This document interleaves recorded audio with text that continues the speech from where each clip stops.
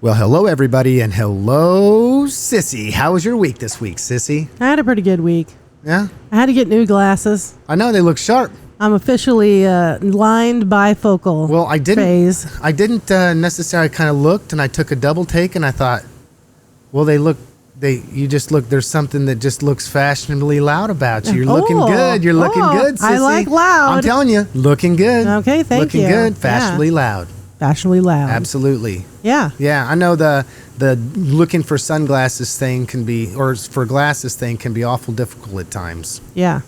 Yeah. But that's okay. So if I'm like looking at you funny, no. don't be alarmed. I'm not like having a tick. It's the I can't see. That just means that you're a reader. You know that? Yeah. That's just so when you look down, you can read better. Yeah. That's what that's about. That's right. Well, so how was your week? It was decent. I can't complain. I was glad that the weather's lightened up a little bit, and I've gotten out, looked at the moon a couple times over the last couple days because they, full moon. The moon in the sky, not the moon down the road. That's right. Okay, good. Yes, I'm glad you nobody's clarified doing that to me today. Because it's a blue moon, so you never know. That's true. I didn't think about the play on words, but you're a crafty soul, so you know.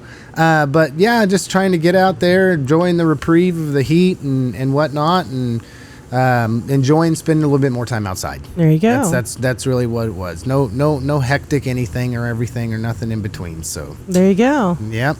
Sounds like a good time. Well, you got anything local that you want to talk about, Sissy? I got a couple things local that I want to cover this week. Yeah. So they're October events because I have my other notebook somewhere other than here. So I can't remember what the September events were. So we're going to go with it. We have the Taste of Newton coming up on October 12th from 6 to 9 downtown in the heart of Food Paradise, Newton, Kansas, USA. Also the same night, the Bethel College Fall Fest kicks off and will run through the 15th. So check those two things out. And last but not least for October so far is the Halloween Walk. It's the 29th annual, October 31st from 5:30 to 7 p.m. in downtown Newton. So check that out. Oh, and that is sponsored by the Newton Lions Club. Very good. Yeah. Very good. So those are some things coming up. I mean, if we're talking about that kind of stuff, that must mean cooler weather is on the way. Oh, yeah. I get all excited when I start seeing the ads for the pumpkin spice. Although I don't drink it, I just, know that fall's coming. It's just a thought. So, it's that. They sold you on the how it smells good, it tastes good, it reminds you of winter coming on, the fall season, but you're just not a partaker. Yeah.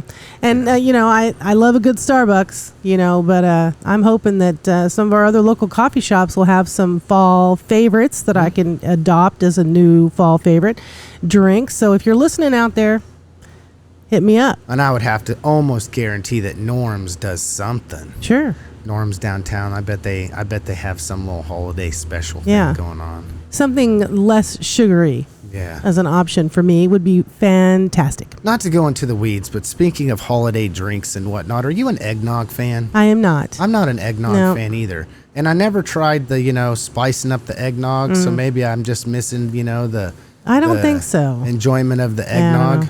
The smell. See, I smell everything before I partake. Yeah.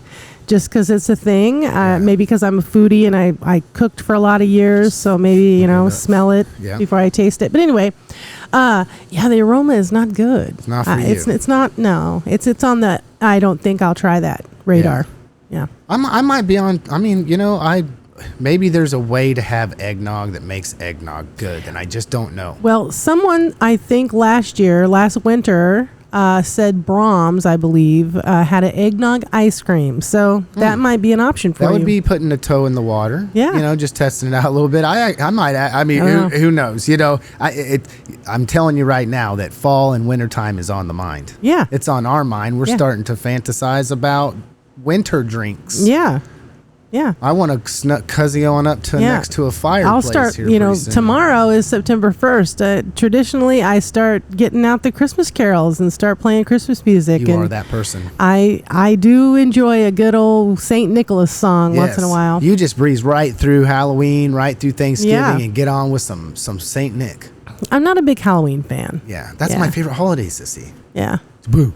Yeah. Ooh, Boogie, yeah. boogie, boogie, boogie, boogie. Yeah. Yeah, candy. I love it. I love the whole the little kids, let them have their thing. But after a certain age, I think it's just shenanigans. Well, that's the most fun part of it. Well, that I've been called a boomer, so I know I'm an old fogey. I mean, look, I got silver highlights going, and people pay tons of money for what I got going on. I'm telling you, fashioning it. You are fashionably loud. You are rocking it. You are doing well, and you're repping the hashtag got digital. That's right. Love it. Got to represent Harvey County Digital. Absolutely. Yeah. The one that makes the studio possible for all of us to be able to do what we do here. That's right. And there is more coming soon, people. I promise you. Look for more stuff coming up. Yeah. Because we got all kinds of good ideas milling about through our little brains to be able to try to make things better for the community, for them to enjoy on a digial medium and platform, Sissy. And that's right, because we're digital media personalities with awesomeness. Okay. Moving on, we really gotten way into the weeds. We're in a rut. Yeah. I will say this: people do reach out to us and want to communicate with us and ask questions, especially about me, about city things or school board things, and a lot of times it comes back to like funding. It seems like people really hype up. It's like Chad was here last week talking about. It's the point in time in which they're voting to raise the mill or not raise the mill that people are raking up to the fact that they might actually be voting on it, right? Mm-hmm. So there's that relationship there that we had talked about and why it is or what. But just moving past that to say that the city did go ahead and we didn't cover it last week, but that they did go ahead and vote to raise the mill by 1.5 mils for the city of Newton. So that's a done deal. As people were reaching out to me, I kind of had my own understanding of what I believed was happening and why. And we wanted to reach out to a commissioner or two and see if we could talk to them about their thoughts on it. Mm-hmm. So I did do that. I called City Commissioner Rod Cry because I wanted to, just find out kind of what was his thinking behind it. And I believe that it would be worth reaching out to him and asking questions to clarify anything that you hear here. But through the conversation, and I'll paraphrase it, Sissy, it was a lot about, Newton has struggled with growth for a long time. Mm-hmm. They just really have. Everybody knows this to be the case, okay? And we also know that we're still seeing record levels of inflation, coupled with the fact that if we didn't have the big jump in inflation, we would gradually be having to spend more no matter what. Right. We have to have X amount of gas every year to do what we need to do. And if gas prices go up, then you have to get more money. The way they generate revenue is obviously through growth or through taxation of some kind, either a sales tax or a property tax increase. We are still in a situation where we're on a pretty thin line.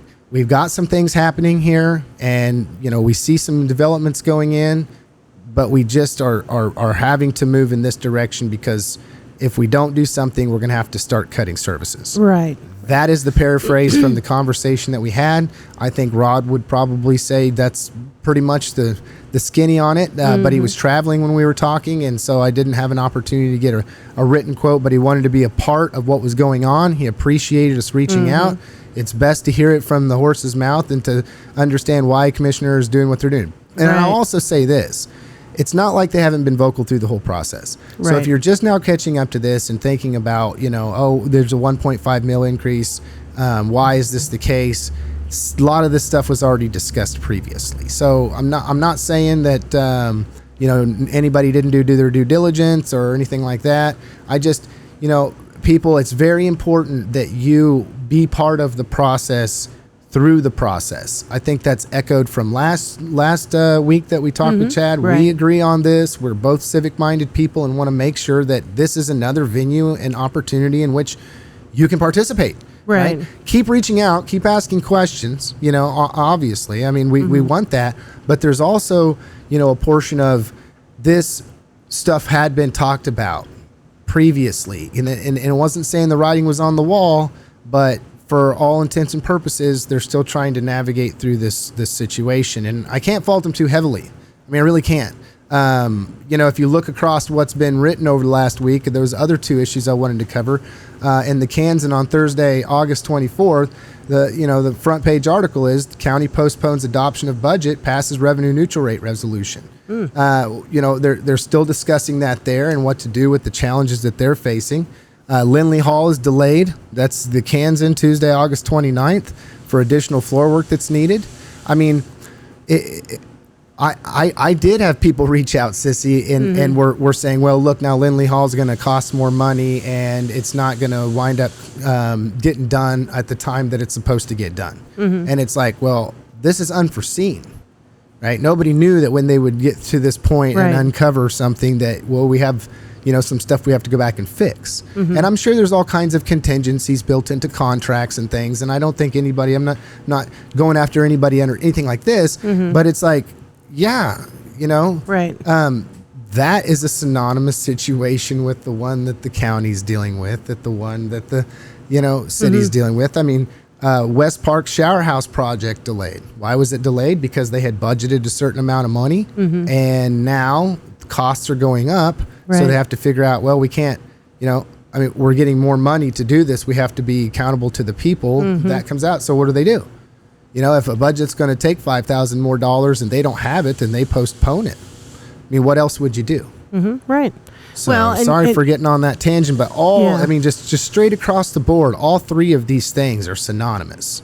It's government that is trying to do their best to navigate through a process that is not known to begin with. When they decided to do the West Park Shower project, they didn't know that things were going to change and go up and that they were going to be off budget because of all the consumables that they'd have to have and everything that they knew. And we just keep walking through it. Well, and I wanted to make a point to bring to people's attention, if they're not already aware of this.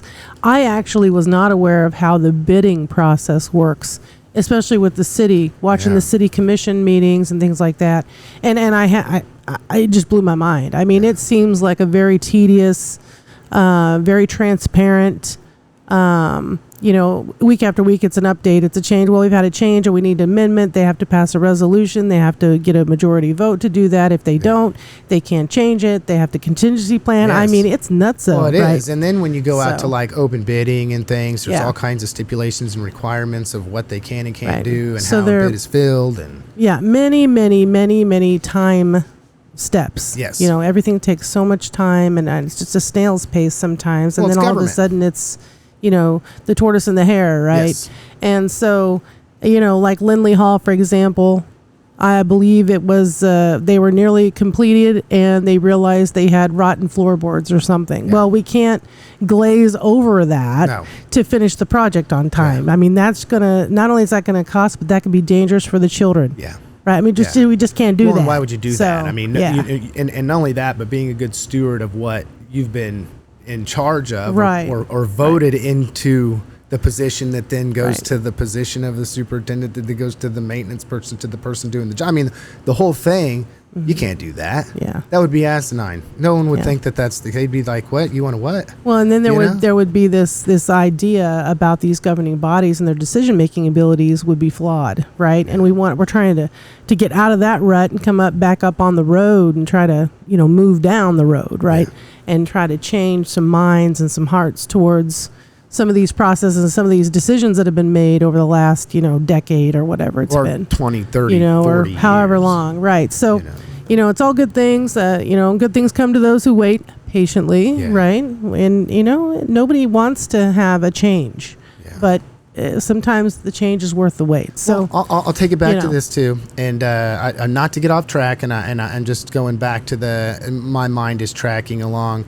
I was thinking, the city's been nothing but transparent about this. They have nothing but to be transparent about any budgeting process. The county is transparent. The school is transparent. I mean, there is transparency in government.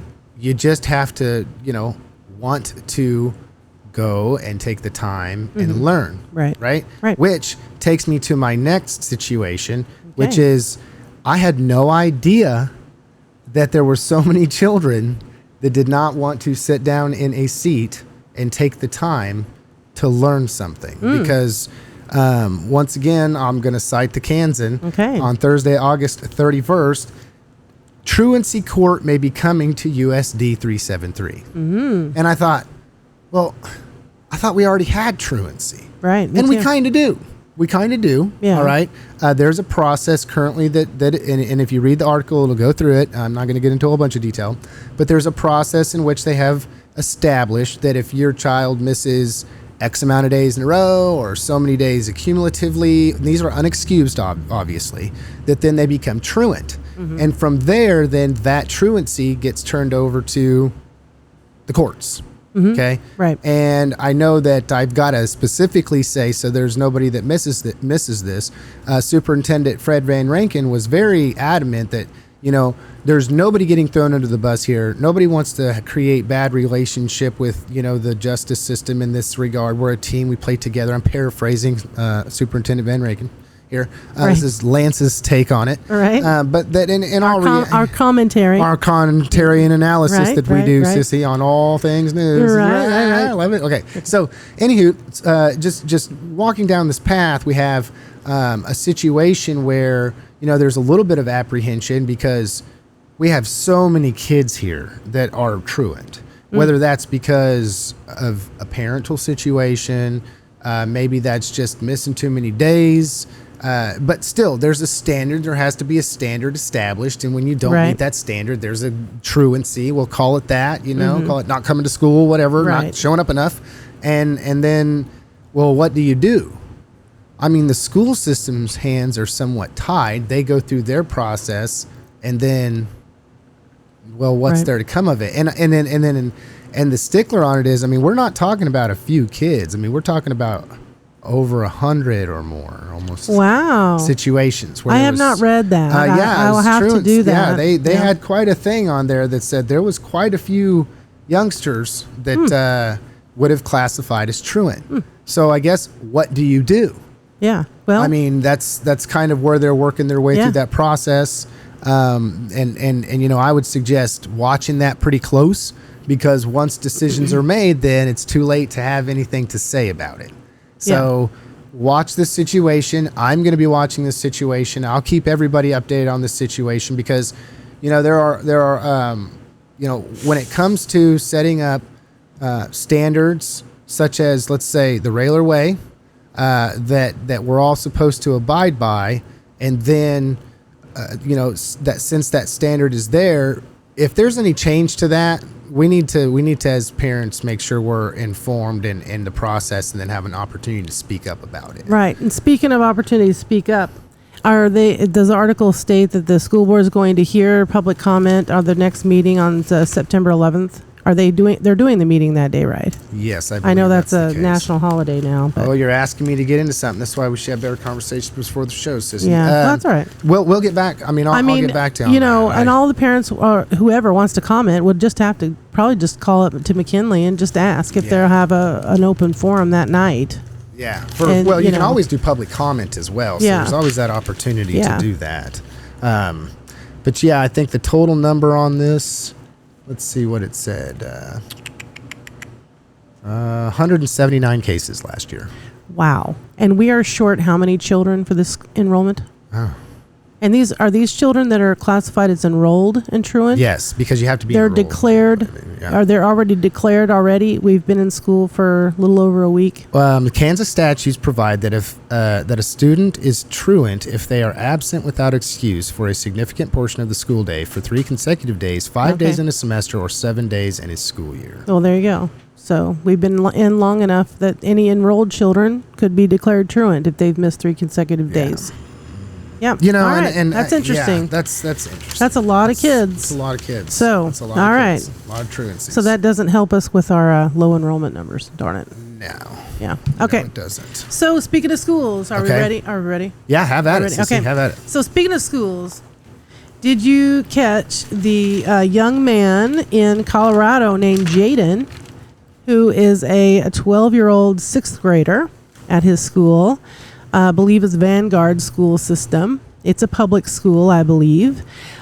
He was admonished by some teachers and some other school officials who I do not know who those officials were by title, for wearing a Gadsden flag patch on his backpack. Now, you and I both know what the Gadsden flag is. It's the "Don't Tread on Me" timber rattler that's coiled up, ready to strike, from our colonial period, Revolutionary War period of this country's history. And I found it interesting because he immediately cited to them in the meeting when they called him in and told him why they had called him in, and he just looked right at him and said, "Free speech. My First Amendment right to have this patch on my backpack."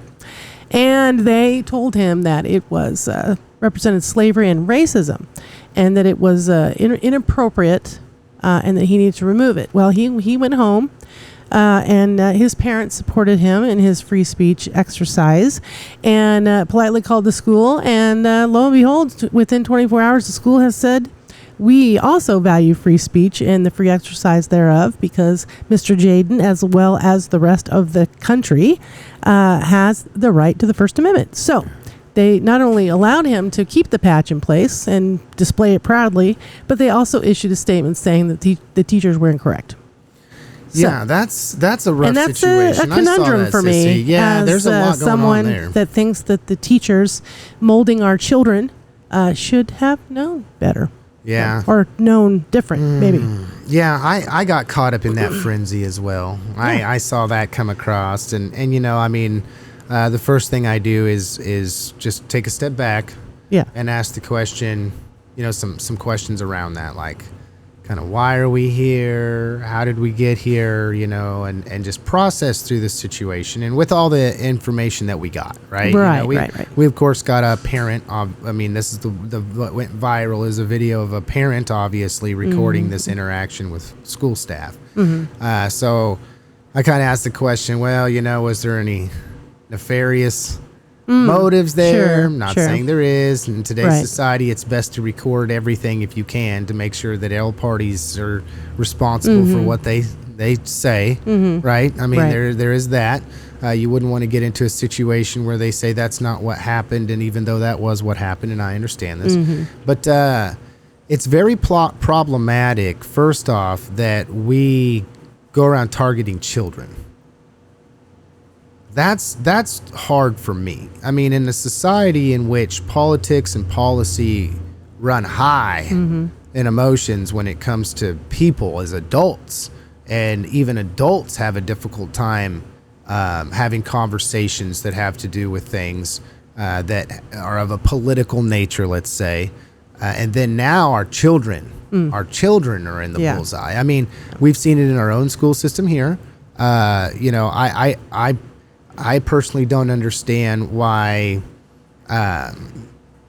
we have, and I'm going to say there is a desire by some teachers, not all, not even the majority, but some teachers have, and we've seen this, utilized their classroom as a way to propagate children to their own political belief system, religious belief system, ideology. Sure. And that's what they do. From the time your child walks in the door and there's a flag hanging on the wall that's representative of whatever that is, whatever it is. It really doesn't matter to me. It could be a Gadsden flag. It could be a LGBTQ plus flag. It could be whatever flag they want, a BLM flag. I don't care what kind of flag it is. Right. If it's not the U.S. flag or the state flag, or, I get the prisoner of war flag and all this, but why is there such an interest, Sissy, even at a local level all the way up to a national level, to propagate these children? Because that's what those teachers were doing. Okay, they were in the process, of my opinion, in their culture. They wanted to establish a culture, once again, much like the other way. But all of them established a culture where nobody wants for anybody to feel uncomfortable here. Nobody wants anybody to feel rejected or who wants for somebody to come walking up into school wearing a Nazi flag around their waist? Right. For all of that, it's problematic for me. I'm a substitute teacher, obviously, and I don't try to propagate anybody. I don't have a classroom to hang anything in necessarily, but I just don't understand why there's been a move over the last 10 or 15 years to politically propagate children based upon the teacher's personal preference. Well, I think if a student knows, so for instance, if I was a teacher and a student went home and told their parents or another teacher, Miss Cheney is this or that and the other politically, then I think I would, I should be questioned about that. It's like, okay, so are you just sharing just as an example of how you vote versus are you talking about the ideology of the partisanship and all the good, bad, and the ugly about it? Well, teachers have to teach.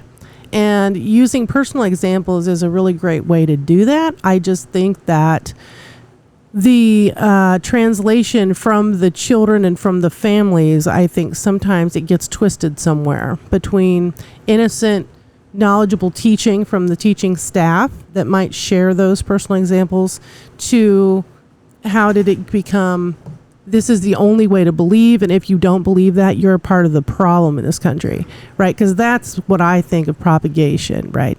That propagandizing the children, right? Yeah. So back to Jaden and his Gadsden flag, the teachers were completely wrong on the origin and the symbolism of that flag. Well, that opens up the second part. So, but this goes into this new world that we live in, Sissy. What world? The world in which liberal doesn't have the same definition as it did 10 years ago. That's been morphed. And it's even more morphed from 10 years ago, 20 years ago, 30 years ago, and so back. Conservative doesn't have the same meaning to all people. We all have gotten into this play on words, is what I call it, to where, with the word police have been out here in society on us for so long that you have to use this word or that word. Or refer to somebody this way or that way, or we've gotten so down to in the weeds when it comes to what the job is of our school officials, and then not only that, but it goes back to the question of whether you can take something that means one thing at one point in time and then interpret what that means through today's lens. So let's say the Gadsden flag. It wasn't representative of racism. They must have been thinking the rebel flag. But because somewhere along the line, they got it twisted. Right. And it was that, well, maybe there was the rebel flag by some yahoo flown right next to the Gadsden flag. And so they see those flags and the mass media tells them, well, those people are racist. Now we're getting into the whole political on a national level, right? What we're trying to see, what we're seeing unfold. I mean, it's off the chain. Well, and it comes down into our school system with that young man putting a Gadsden flag on his backpack and then going through an ordeal over the deal with people that were just obstinately incompetent. They just didn't know. And so I guess they watched one of the major news networks like MSNBC or NBC, and somehow or another somebody told them that's a flag of racism. Oh, it must be a flag of racism then, I guess. I didn't know that. That's not what history says, but I guess we'll just change what it represents. Yeah. Well, I mean, it represented freedom and liberty and a fight against tyranny. So let's take that and make it racist. And therefore now, maybe, just maybe, people are ignorant enough to believe that fighting against tyranny and a radical government for liberty is just racist. Right. I mean, it makes sense, right? What's wrong with the country today, right? Yeah. Standing up for yourself and speaking. Well, and I'll say this while we're on this, 12 or 112. Something I want to bring up on national news is these smash and grabs. You mentioned it triggered me. I'm just going to say it, okay? This idea that we are seriously watching tons of youth. We're watching these major cities just fall apart. Right. Yeah. Fall apart. Yeah. Complete disruption of the order of law. Right. Nobody's doing anything about it. Behavior left unchecked turns into worse behavior. What are we going to be doing next? Not going into a department store and stealing their stuff, going into your house and stealing yours? Well, we know how to deal with that.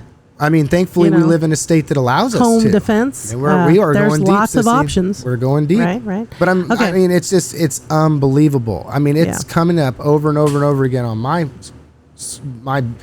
social media feeds. Oh, yeah. You know, Yeah. this constant craziness that we see unfolding, and the national news media turns a blind eye to it. Yeah. Well, we have, somewhere right now, we've got some rioting going on in some city. I'll just promise you that. Yeah. I don't know how. Speaking of enforcing the law, I got 2 goodies. Oh, great. All right, you ready? Okay, so last week we mentioned BTK and some new investigations concerning his shenanigans, or I know that's terrible taste to say that, but his tragedies that he perpetrated on the people around the 5-state area for many years. His own daughter, Miss Carrie Rawson, has been updating the world on Twitter, or as it's now called, X. And her handle is at Carrie Rawson, and that's KerriRawson. If anyone listening is interested in going to check her tweets out, or her zeets, as they're now called. Oh, man. Yeah. So anyway, so as we said last week, there was 2 1976 missing person case out of Pawhuska, Oklahoma, and a 1990 missing persons case. No, I don't think that. I think that was a body recovery, an unsolved murder out of McDonald County, Missouri from 1990.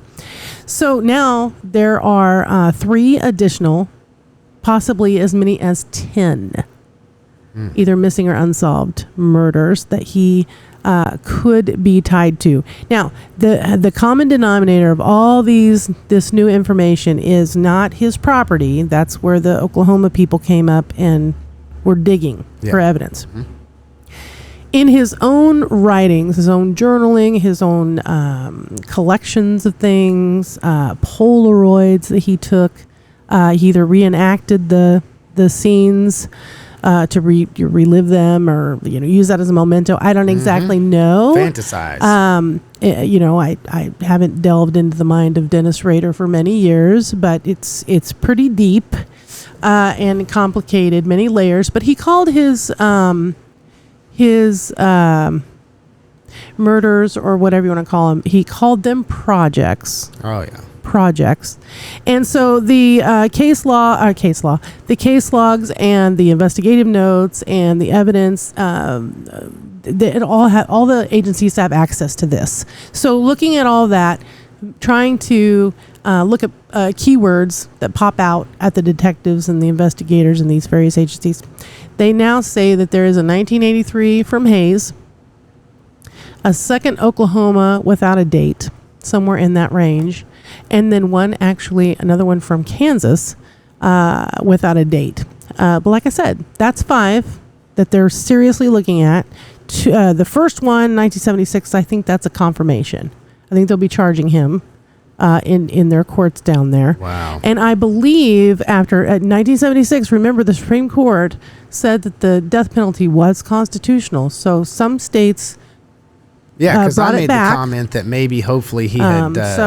Well, I know Oklahoma this. may be one of those states. If I'm not mistaken, on his situation in Kansas, he had made the comment during his trial. I might be wrong, but I'm almost 100% sure, either that or I read it in a book, but about him, that he only did his murders when the death penalty was not on the books in the state of Kansas. In the state of Kansas. Yes. So that way, if he were to get found guilty, that none of them would turn into... Right, but if you remember, Nola Folston, who tried him in Sedgwick County District Court, did go seek the death penalty. Now, he took a plea deal he would tell them information if they would remove that. But that's just for the ones that he was tried for, which all happened locally. Yeah. So these are ones that he spread out. Now, if you recall, one of the jobs that Dennis Rader had before he was older and set in Park City, where he was ultimately arrested and had raised his family, he was an ADT security technician.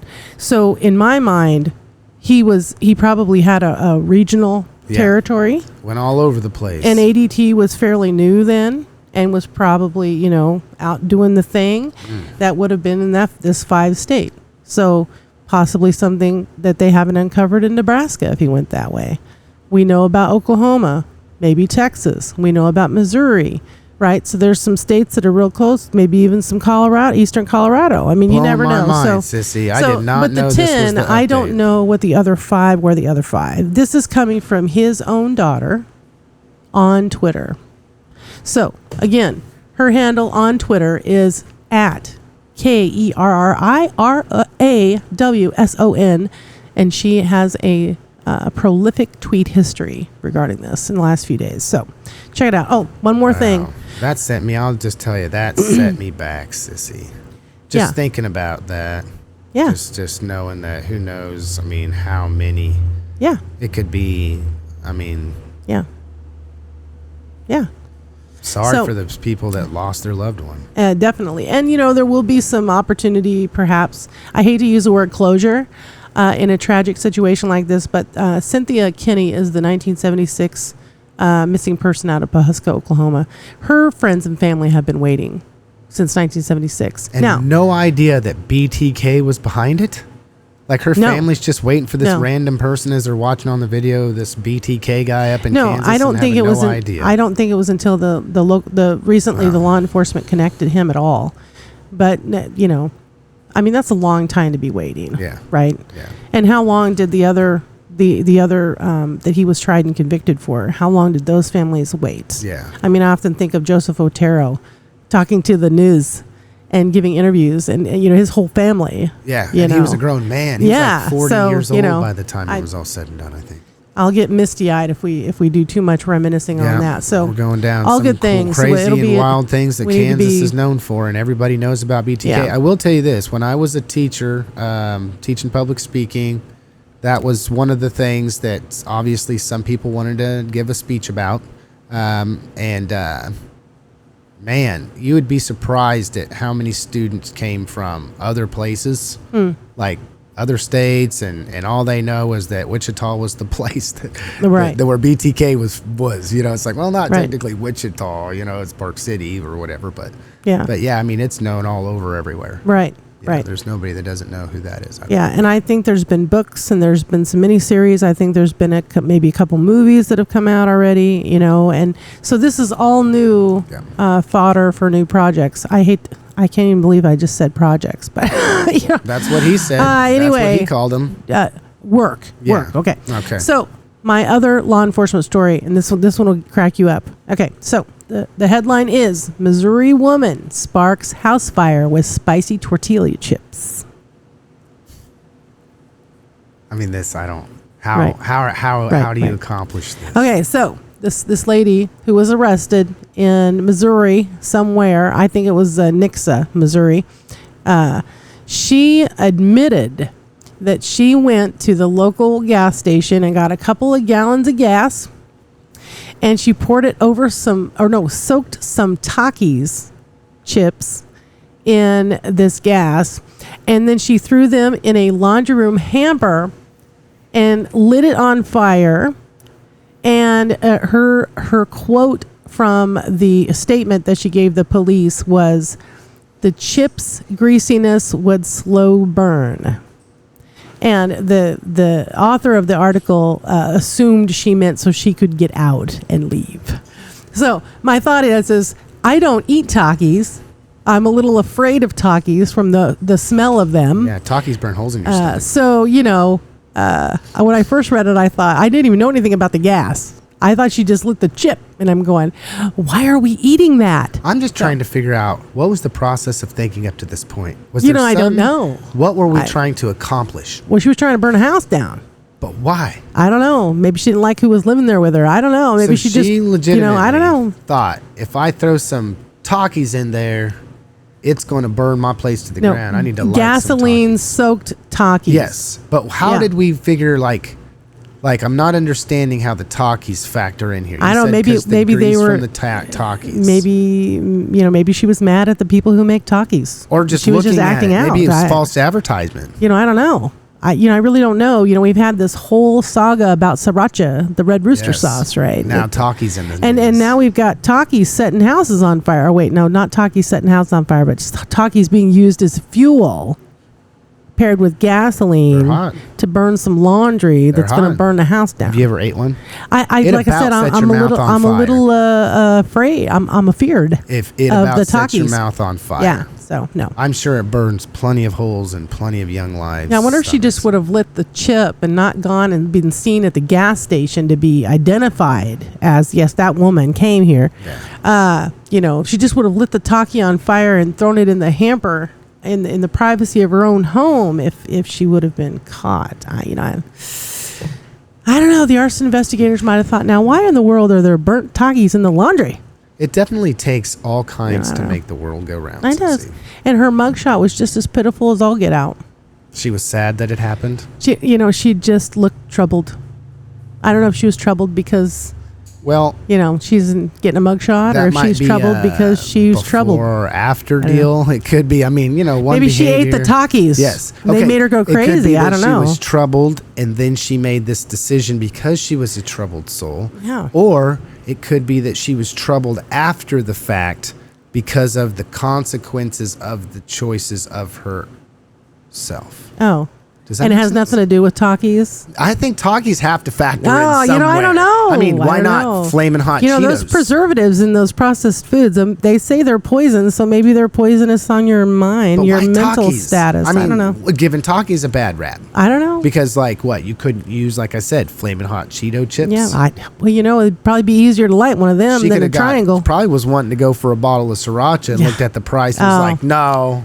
There I'm you not go. paying $50 to burn my house down. I don't think Red Rooster sauce would have burnt quite like a gas-soaked Taki. Well, if you had Red Rooster sauce in a 5-gallon can of gas, and then you lit it on fire. Oh, there you go. It's the cocktail. Golly. It's the cocktail. It's a good thing we didn't talk to her before this. Yes, because we would have given her some ideas. All right, so that's pretty much my saga. I'll tell you, we don't always want to go super political, but we have some time here at the end of the program because we didn't have a whole lot of things going on locally that would, enticing anybody or anything. Nobody's animals on the hook this week or anything. Right. Ginger has a bye week. Ginger's in a bye week, and we'll keep you posted on that. But I'm not understanding some things that are taking place here with on a political level. Okay, national political level. For most people that know, we're already starting to see some national debates running around for some primaries. And, I don't want to speak against anybody early on or anything. Oh, come on now. But something is really rubbing me the wrong way, Sissy. And, surely not. It's this idea that, I don't have to show up to debate. Oh, I knew it. I don't have to show up to your thing and participate in your thing because, I'm the greatest. Right.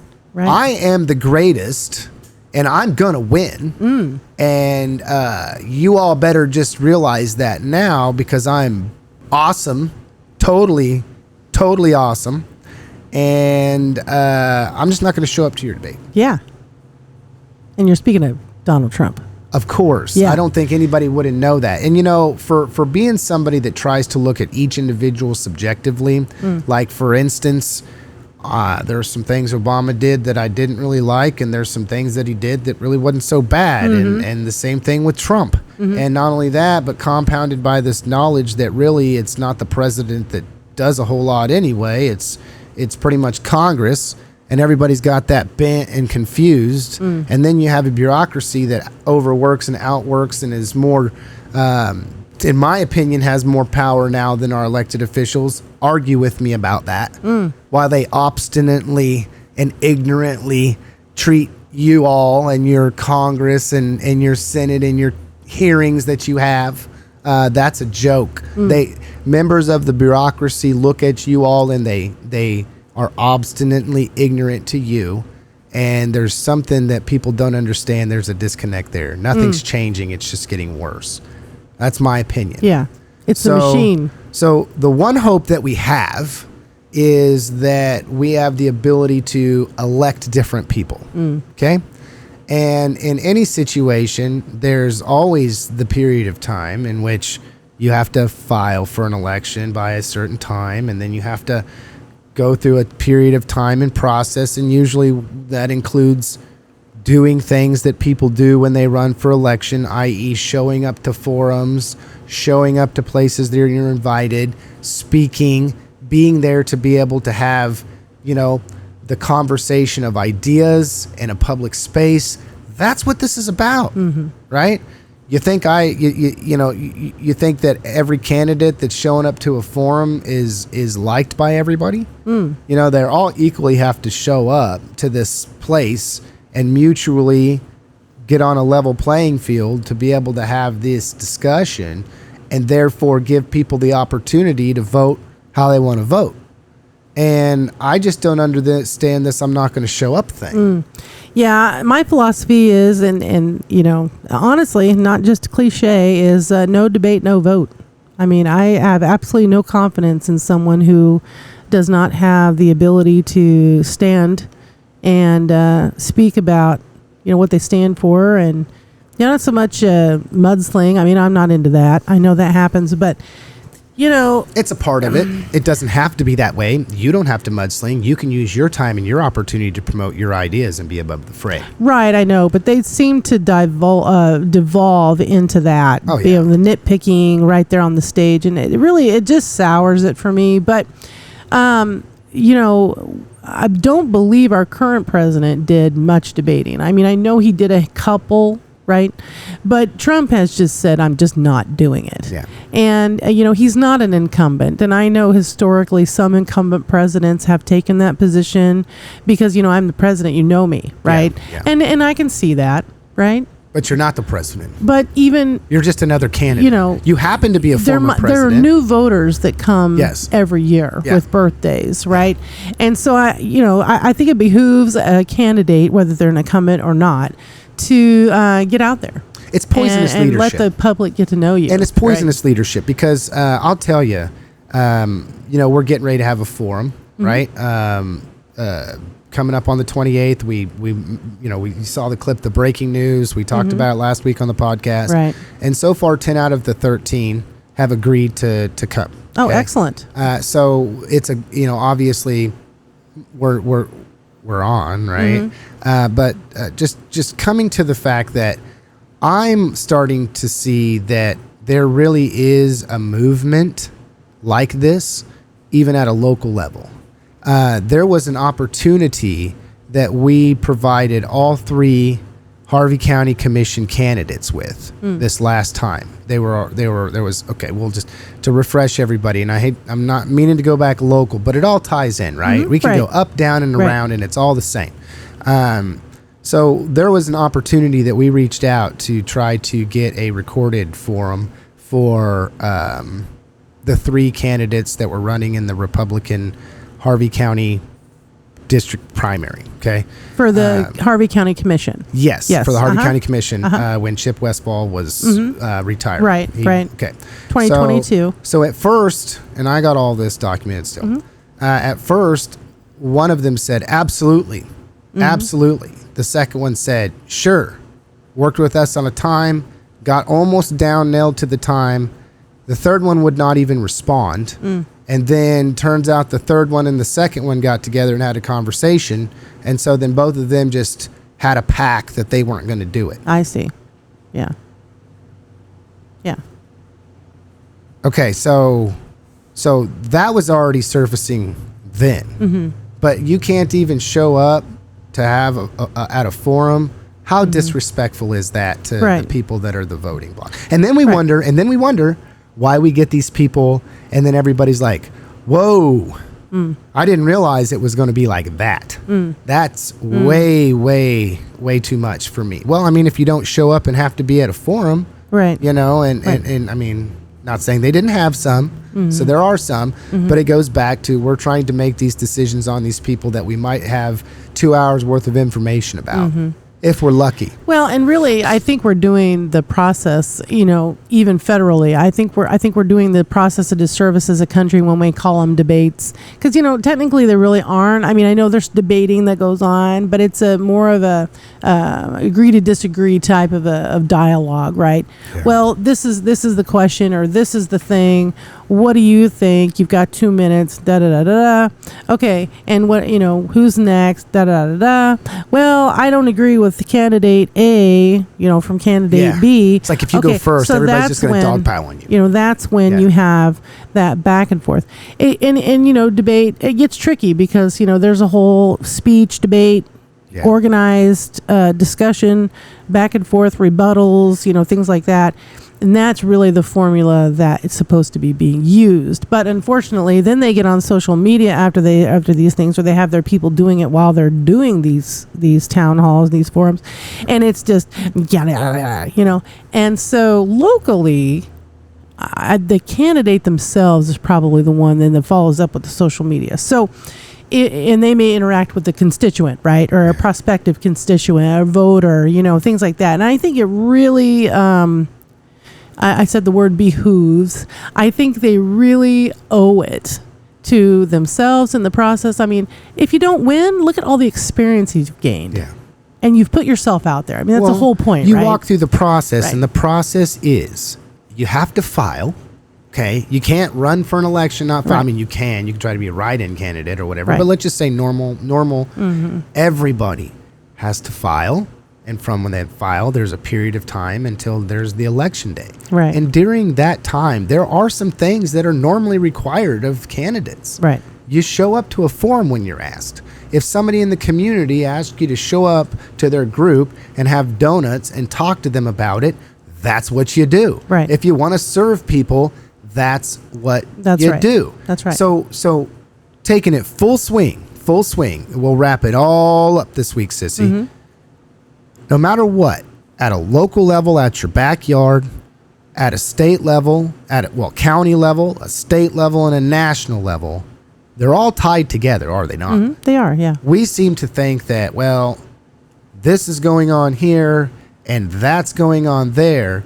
But it doesn't take much of a lens change to be able to see that, now that I'm focusing, it's the same all the way down. Right. But the only opportunity that I really have to change anything about my backyard, which is the only thing I really have control over, is to be involved, be informed, be part of the process, go and listen to people, demand more from your elected officials, for crying out loud. Mm-hmm. I mean, there's some people that are performing around here pretty poorly, if you ask my personal opinion. Okay, and I'm not going to go run anybody through the mud, but that just leads us right into our breaking news that Representative 74th District Representative Stephen Owens, who has served the people of Harvey County and outlying areas for many years now and done a phenomenal job, in my opinion, has decided to run for the Kansas Senate 31st District, which includes all of Harvey County, Keachai, Park City, Mays, and there's a little bit more in there, but those are the major metropolitan areas. I'm excited about it. I was hoping that he'd throw his hat in the ring, and I'd love to see him there. Yeah. So he's got my support, and I'll be interested to hear what he has to say as time evolves in that campaign. So exciting. All politics are local, people. And the reason they're local is because that's the only place you have any control, any real say, any real action that's going to turn into something that births something better. Yeah. Yeah. All right, Sissy. We are out of time this week. I can't believe it went so fast, but you have got to give me some words of wisdom this week. Words of wisdom. Don't play in traffic. Oh, give me something better than that. You get to speak directly to the hearts and minds of anybody listening, Sissy. Don't play in traffic. Oh. All right, everybody. Have a good week. We'll see you next week.